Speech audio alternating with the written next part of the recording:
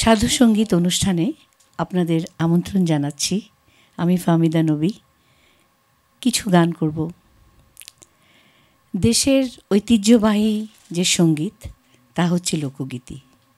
এই লোকগীতি আমাদের নদীমাতৃক দেশের বিশাল এক অর্জন, যা পুরো বিদেশে পৃথিবীর কাছে আমাদেরকে পরিচিত করে। আর এই গানে যখন আমি নিজে মগ্ন হই, তখন দেখি এই গানের সুর এবং কথা শুধুই মায়ায় ভরা। মায়া ছাড়া আমি আসলে কিছু দেখি না। আর যে গানে মায়া থাকে, সে গানের বাণী, সে গানের অন্তর ছুঁয়ে যাওয়া তো অবশ্যই ভীষণভাবে গ্রহণযোগ্য। আমি প্রথম গানটি আজকে চেষ্টা করব আমাদের লালন ফকিরের গান দিয়ে, যার গানে একদম সরাসরি একটা যোগাযোগ তৈরি হয় অন্তরে অন্তরে। আমি জানি না এই গানটার প্রতি আমার কেন এত ভালোবাসা এবং ভালো লাগা। আমার সোনার ময়না পাখি, এই গানটা গাইলেই আমার কেমন জানি কান্না আসে। ততটা আবেগ দিয়ে গাইতে পারি কি না জানি না, তবে চেষ্টা করব।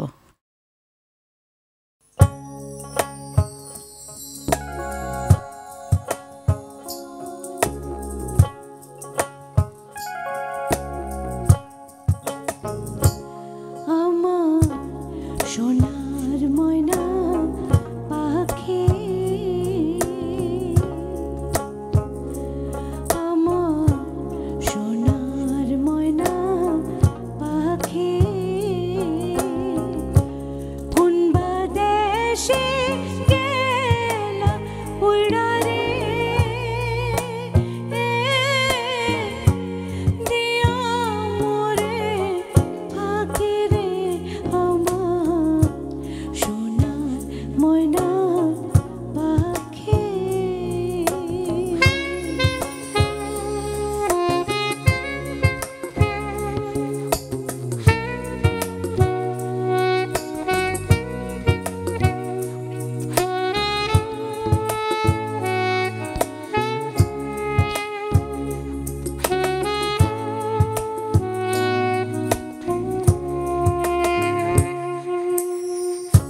সোনা বরণ পাখি রে আমার, কাজল বরণ আঁখি,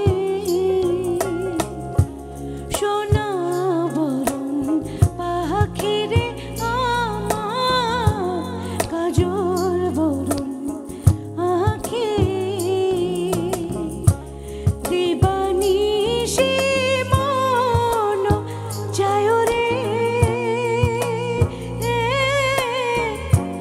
বন্ধা তোরে রাখি রে, আমার সোনার ময়না পাখি।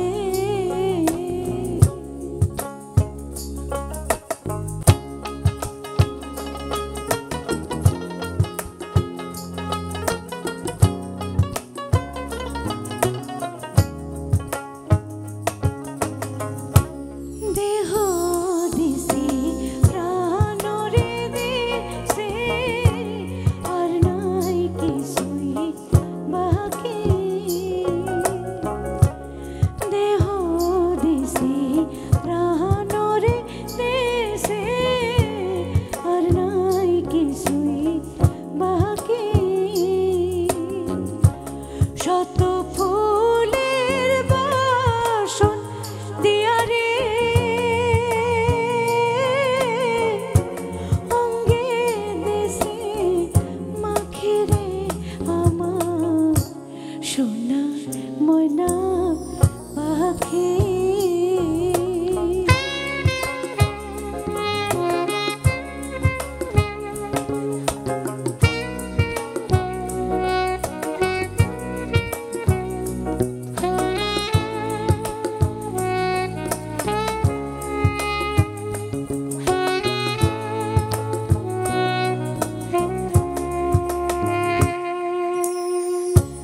যাইবা যদি নিঠুর